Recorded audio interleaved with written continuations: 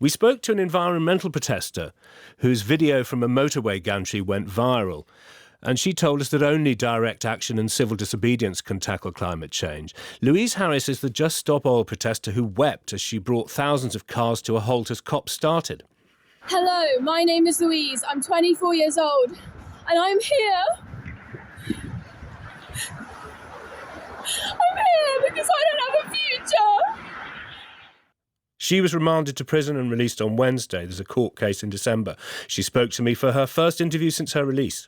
I think it's ludicrous that our government are choosing to lock up climate activists during COP27 when it's the government that are the criminals who are issuing new oil and gas licenses. Nobody should be locked up for peacefully protesting. It was a doable experience, but it shouldn't be happening. I just wondered if the experience of prison will stop you doing this again. The Just Stop Oil campaign will continue until the UK government ends all new oil and gas licenses. You know, many people are realising that the effects of the climate crisis are so much worse than anything the government can throw at us. We will stop disruption as soon as the UK government stops all new oil and gas licenses. They don't need a COP conference to do that. That is a domestic issue. And unfortunately, I do not have much faith in COP. You know, there's been more COPs than years I've been alive. And what have they achieved? If you just look at the number of fossil fuel lobbyists, there's over 600 this year. When we first heard about the climate crisis 50 years ago, if world leaders took responsibility, I wouldn't need to be here. And on the need to be here, a policeman was injured. People get extremely upset by being stopped. And you yourself have been filmed being in a car. The whole thing became too much too soon, didn't it? The point proved you don't need to do it again. So firstly, we always let blue lights through. We were found to not be actually responsible for the injury of the police officer.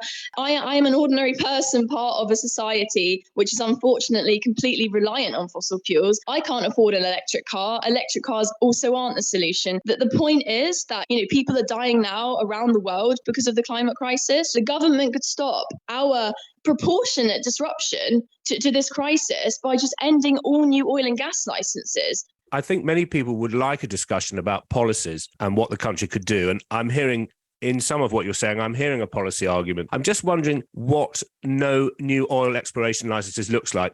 We're not saying let's stop oil overnight. We're asking for no new oil and gas to be drilled out of the ground. But what we do need is an immediate transition to renewables. We need the government to act now. The former chief scientific advisor to the UK government, Sir David King, he says the next 2 to 3 years will determine the future of humanity. Would I be right to see this as an issue where young people divide with older people? There are plenty of older listeners who will have strong opinions about what you say, but do you think the global emergency, bluntly, is about your future more than mine?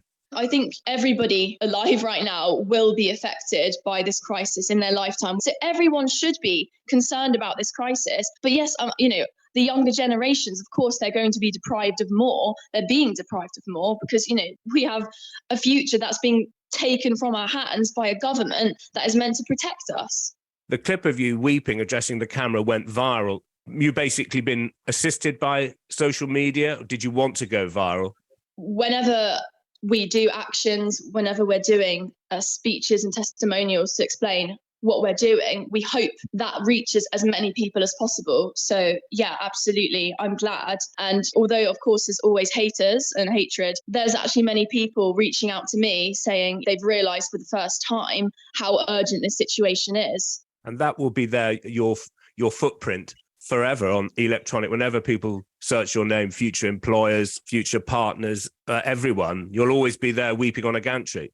Yeah, I mean, what future employers that you're talking about, I'm not sure, because, in the next 10 to 20 years, there is predicted to be complete total societal collapse. So it's the climate crisis that is affecting my career prospects. I'm already having to abandon my career and my dreams just to fight for my own life in an act of self-defense.